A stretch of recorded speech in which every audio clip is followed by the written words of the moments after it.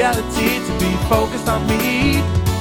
I'm on TV. I am a Vidiot. Welcome, ladies and gentlemen, to another episode of Vidiot on Demand. I'm your host, Philip Williams, and we are doing a episode-by-episode breakdown of The Falcon and the Winter Soldier. That's a mouthful. First of all, I want to start off by saying Merry Eastermas, everybody. Happy Easter. I just thought I'd throw that in there, dating this video.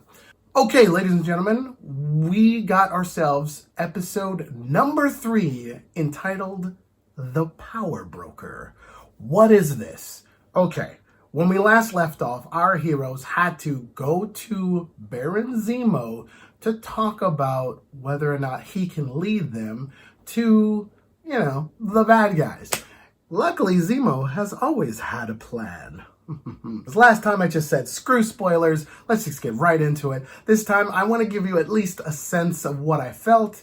I really enjoyed this. It was good action. The story moved along at a good pace. Characters show up that you're like, oh, that's where they've been this whole time.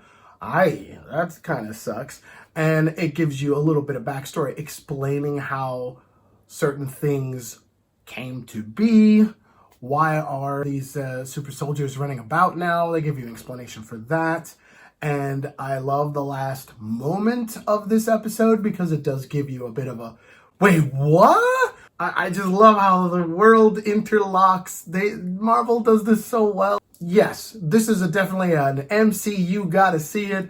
I don't even know why I'm bothering with some sort of arbitrary rating system. I really enjoyed this episode. Now for spoilers. We start off with the knockoff Captain America going in, trying to chase down the leads. Where is Carly Morgenthau and the Flag Smashers? We gotta find it. And so they go to a place that we know she's already been, in Germany, I believe. And they crash in there and they're just like pushing people around. And he's just like, you're gonna tell me what's going on, right? And the guy's like, I don't need to tell you nothing. There was a moment where I could have swore that Johnny Walker was gonna go, you know what this stands for? This A doesn't stand for France. I thought he was gonna make that reference. I remember when I read that panel, I'm like, ooh, this doesn't feel like Captain America, which would have been a great callback. But then again, I guess if you did that, you'd be kind of throwing shade, maybe a little bit at I forget who wrote that story. I really should do a lot more research in these videos. I don't even know. I keep thinking, yeah, one of the writers. It's important that they get their credit, and I should probably do better with that. So sorry. I'm just going off the top of my dome here, so this is very scatterbrained, so you'll have to excuse me. So they realize, okay, we need to try a new tactic, because what they don't know is that Bucky and Falcon have a lead because they went to Zemo. Zemo's in there all Hannibal Lecter in the darkness, and he steps out of the shadows. It was pretty cool. And he's trying out those words that were the trigger words that was supposed to get him under his control. Of course he would do that. Of course that would be the first thing he would do. You could see he's enjoying this. But then when he realizes, wait. You say there's a new super soldier serum? Not on my watch. And then he convinces Bucky that, look, I can lead you to them, but you're gonna need my help. And finally, we both see eye to eye on an issue. No more super soldiers. So, dude, let's do this. Unbeknownst to Sam, he helps him break out with minimal effort from the pair. All he had to do was put a message down. Everything else was taken care of. Dude sitting in front of another dude, and it's like, he's gonna kill you. You better kill him first. Now that is, I just love this. I love that this all goes down to if Bucky gave it to the right people. You know what I mean? Like Zemo has to know exactly who's sitting where and what their whole history is with each other, and that it's just going to take exactly those words to set off such a huge riot. It's kind of funny. It's the kind of thing where it's like, it's easy enough for the audience to get what's going on. Because technically you could put anything on that, you know? I kind of would have liked it if it was a slightly perplexing message, like, he knows about the freight car. Sarah Paxton knows. It's like, oh my gosh, I love how they're meeting up in some weird warehouse, and it turns out it's a warehouse that he owns because he's super rich. He is, after all, a baron. He's practically royalty. Let's face it, he's probably killed some people before his turn to the dark side, he seems like a pretty handy at combat kind of guy. Anyway, I love the detail of him finding the mask in one of these really super old cars, suggesting that, oh yeah, this was my grandfather's or something like that, that it was a family heirloom, and that he just wanted to, you know what? I'm taking this. I'm putting this on. I'm gonna go nuts with this. It'll be fun. So seeing Zemo as this kind of, you don't know if you can trust him vibe. I love those kind of characters in stories. It weirdly reminds me of Alias, the show that I brought up before in this series, where you just don't know whether or not you can trust Sydney Bristow's mom, who was played by Lena Olin, who is Swedish. It's all connected. I just thought I'd throw that out there. Anyway, Madripoor in the comic books has a lot of history, that it's like there's a lot of criminal activities going on there, a lot of shady stuff. So it's a cool idea for them to go there, like, oh, if this is a hive of scum and villainy, this is a place where you can find the power broker. Baron Zemo says this to Bucky.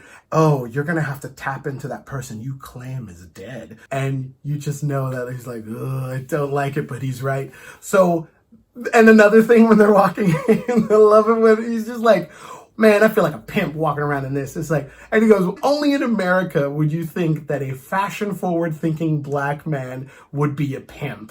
Here, you're actually absolutely a dead ringer for this guy, the Smiling Tiger. Check him out. And he's like, oh snap, I really do look like him, which is a really, he thought of this. You know what I mean? It's like, they were lucky. That dude looks pretty close. It's fun. Kind of setting up that Zemo is like, he kind of woke.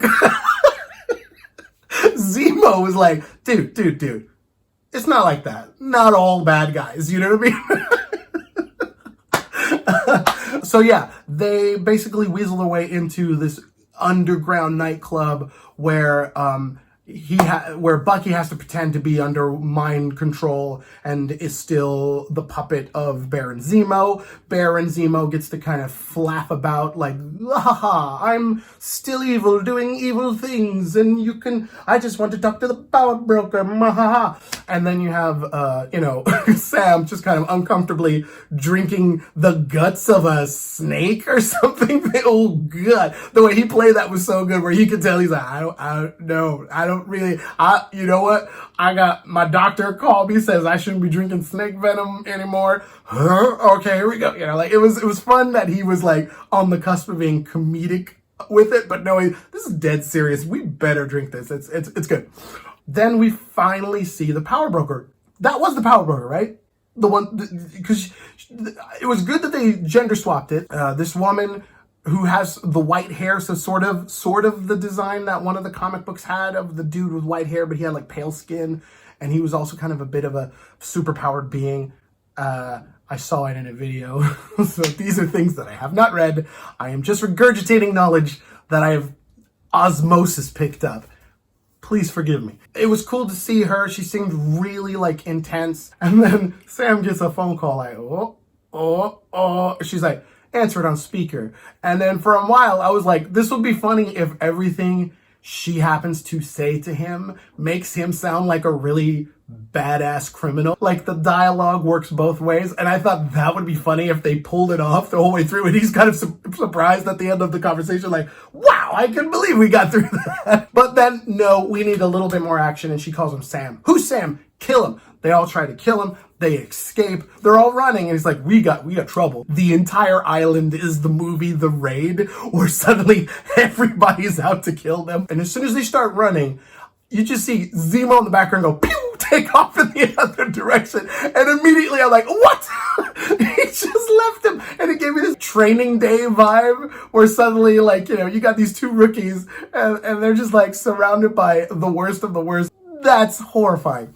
And suddenly, boom, some guys get shot, taken out, and then out of the shadows comes, whoosh, I can't believe you guys. And it's Sharon Carter. She's back, baby. I'm talking Peggy Carter's niece. She basically had to be on the run since Civil War. Like everything that's happened. And I don't even know if she was blipped. So she was probably not blipped.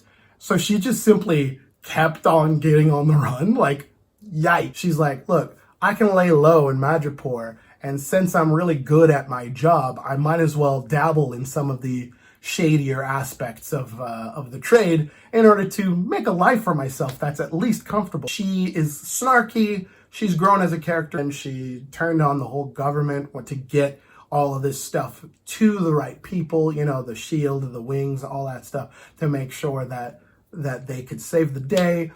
And what's her thanks for it? Nothing. So in a way, it's like she's sort of paralleling the Isaiah Bradley story as a person who just got screwed over. And they even hint that maybe she might not be on the up and up. Like maybe she fully turned bad, because that information, I mean, when she got in that car, I don't remember exactly what was said, which is probably the reason why I should have kept the captions on so I could read along what was happening. Maybe this was obvious and maybe I just totally missed it. Maybe it was like they're setting up that maybe she is sort of betraying them. Maybe she's just kind of hedging her bets. Long story short, let's keep going. John Walker and his Battlestar sidekick show up, and they are looking for Zemo. They saw that he broke out. They even imply that Bucky and and Falcon had something to do with it. They go find out the dude who basically broke the code on how to make more. And we find out that Carly and a few of the other people have stole 20 vials, then got out of there. Zemo just up and shoots this guy. If this is the guy comes the closest as cracking the super soldier serum, he's gone. We don't have to worry about more anymore. So good for us. He runs off, and then they're being attacked by everybody. Sharon Carter's like taking out people left and right. She's doing some real Amy Johnson stuff.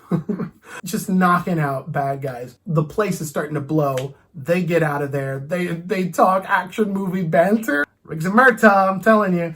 Anyway, they're doing this back and forth, and then Zemo pulls up in a real nice car, and he's just like, get in. Sharon, she's like, I'll catch you later, but by the way, clear my name and then we'll talk. They get out of there. Oh yeah, and then we see Carly, because somebody who was close to her died, and so she's sad about that. And so they're staking out this place trying to get all of the stuff that a lot of people need. It's like medicine and food and things like that, and they're just trying to get it to these camps for people who need it. So they're kind of Robin Hooding this whole situation. But then comes the interesting thing where we see them, they have a bunch of hostages and people they beat up, like soldiers and stuff, that are just tied up, and they're like, well, you can't get away with. And she's like, guys, you've been hoarding all of these good things from people. It's not fair. So we're taking it back. Later, and they get into a car, and then she's like, all right, now we can detonate it. And then a bomb goes off, and it was like, wait, what? And her friend was just like, there were people in there. I don't know if I'm comfortable with this. And she's like, look, this is the only language they understand, yo. And it's kind of like, whoa, okay, huh? She wants to instill fear and not hope, you know? So there's an interesting dichotomy there, and I don't know, it'll be cool to see where this goes. She pieces out, they leave, and then we have them chasing up. I think they're in Latvia, or I believe Bucky, Zemo, and Sam, of course, and they're like walking down this, nice little street. Bucky's like, you know what? I'm just gonna go for a quick walk. You guys do this stuff, and I'm gonna consider this therapy for myself, just enjoy the sights, right? And they're like, okay, whatever. But then he picks up a little something on the floor, like, what's this silver thing with strange markings on it? And I'm just like, huh, that's strange. And he keeps walking, he's looking around, and then he goes, ooh, here's another one. And it's very peculiar where this thing was placed. Picks it up again, he's like, huh. And then he's like, all right, drop these. And then he turns around, and the camera's gonna do a whip pan. And then it turns around, and then sure enough, Io in the house. I'll be honest, I had to look that up. I don't remember her name. But yes, it was one of the Dermalage, a royal guard from Black Panther. And it was like, damn, it's Ayo, that is so cool. So now it just cuts to black, and then you're like, wait, what? Of course they would send in an operative from Wakanda. Maybe she's there to just kill Zemo for what he did to their king. Maybe she's there. I don't feel like she's gone rogue or anything, but it's cool that she's there.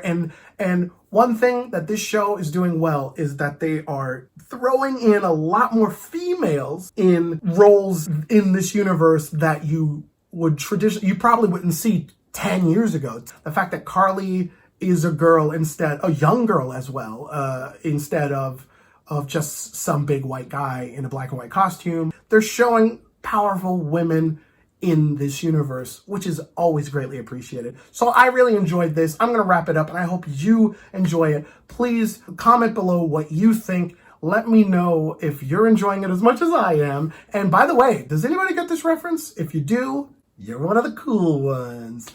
Happy Easter. And also, I'm actually going to release a new song soon. A new song that's coming out on the 16th of April, if everything goes well. It'll be on Spotify, iTunes, all of those things. If you haven't noticed, at the end of this, I usually put a little, hey, check this out. One of my songs is available. Now, I would like you to, on the 16th of April, please give this song a huge boost. Listen to it all the time, and maybe I'll do a video specifically about that song somehow. Hope you enjoy. I'll talk to you later. Goodbye.